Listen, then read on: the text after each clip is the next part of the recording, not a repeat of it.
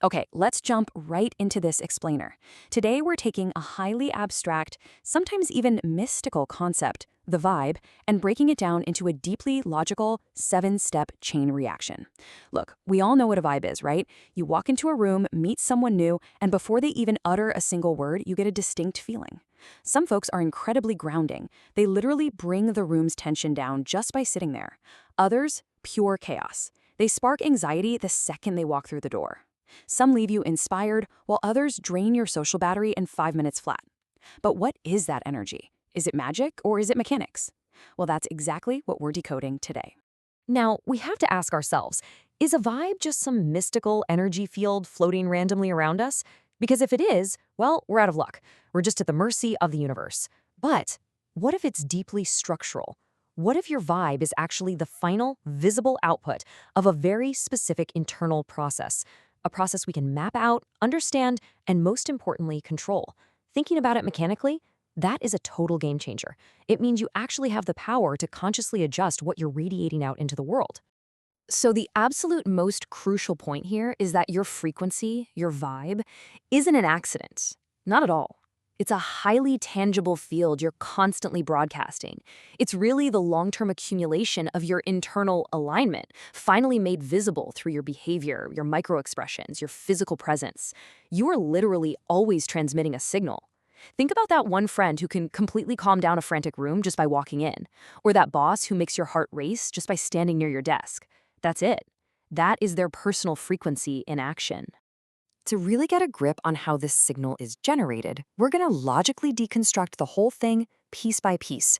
We'll start with the anatomy of a vibe, then dive into your root code and filters, move on to the real-time translators, trace the path from choices to habits, examine your long-term wireless signal, and finally, wrap up with how to actually tune your personal frequency. So, Section 1.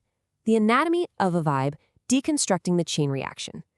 To really wrap our heads around how our complex internal world operates, it helps to use a couple of mental models. You can think of it like a technological software stack or, if you prefer, like an unfolding musical composition. As we move through these 7 steps, keep these metaphors in mind. Your beliefs, they're your deep operating system, or the underlying tuning of your instrument. Your emotions are the real-time user interface or the amplifier. Decisions are individual keystrokes or musical notes. Habits are the auto-run programs creating a steady rhythm. And finally, your frequency is that Wi-Fi signal you broadcast, or the ultimate vibe of your song. Having this mental map makes all that invisible stuff incredibly visible. All right, moving right along to Section 2, root code and filters. This is exactly where the chain reaction begins. Step 1 in our chain reaction is your beliefs. Beliefs are your root code, your underlying operating system. And you know what's wild? You probably didn't even consciously choose most of them. They're usually inherited from your culture, your family, or deeply impactful early childhood experiences. They sit right at the very bottom of your software stack, and they absolutely dictate the possibilities you even allow yourself to consider. This is exactly why it's so incredibly hard to just think positive. Trying to force positive thoughts when your core beliefs are negative, it's like trying to run a brand new, shiny app on a completely outdated operating system. It just crashes. To see just how powerful this root code is, let's look at a stark comparison. Let's say your underlying belief is that the world is a dangerous, hostile place. Your mental software is going to constantly scan every room, every conversation, every email for threats. You'll be on the defensive by default. But if you believe the world is abundant and cooperative, that exact same brain will automatically scan the exact same environment for opportunities and connections. The external world hasn't changed one bit, but your operating system has fundamentally altered your reality. That brings us to step 2, values. If beliefs are the code, values are your filters. They're basically just beliefs that you've weighted as extremely important to you personally. For instance, if you deeply value health above everything else, that value is going to strictly filter every choice you make about food, exercise, and rest.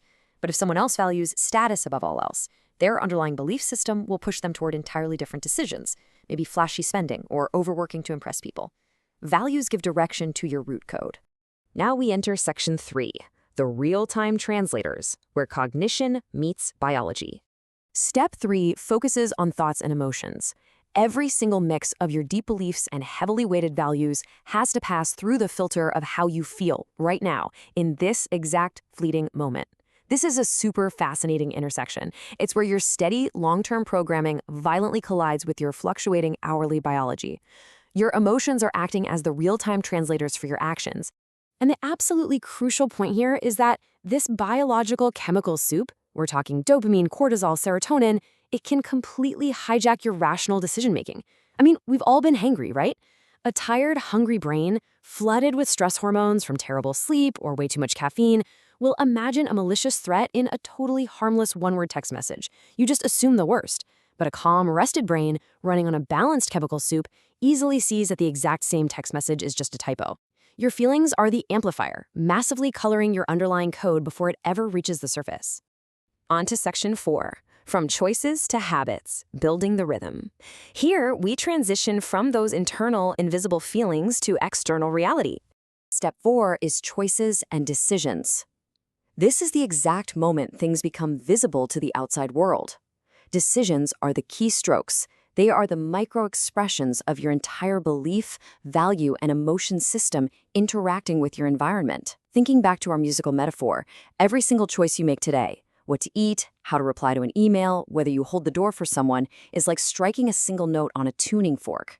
It rings out perfectly clear, but just for a brief moment. Which leads us straight into step 5, habits.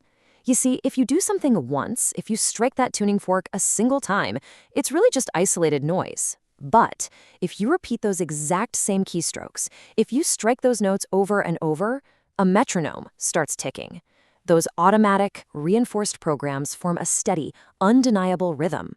Habits are simply your repeated choices, solidified into predictable patterns that require almost zero conscious thought to execute. They're on auto-run. Moving right into Section 5, your long-term wireless signal, broadcasting who you are. Step 6 is character. And character isn't just one isolated, noble thing you did last Tuesday. Character is your system identity. It's the long-term waveform that gets created when your habits consistently align with your values over months, years, even decades. When that rhythm plays long enough, it becomes a complete song.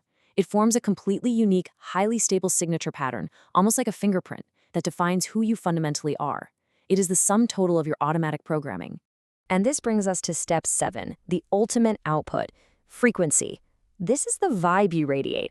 It's that wireless signal you broadcast and the consistent, energetic hum that other people feel from you over time. And people pick up on this instantly, on a totally primal level. It is exactly why, without a single word being spoken in a crowded elevator, we naturally gravitate towards certain people and physically shrink away from others. Your vibe is the culmination of all 6 previous steps, beautifully and relentlessly broadcasted out into the room. Finally, Section 6, tuning your personal frequency, from accidental to composed.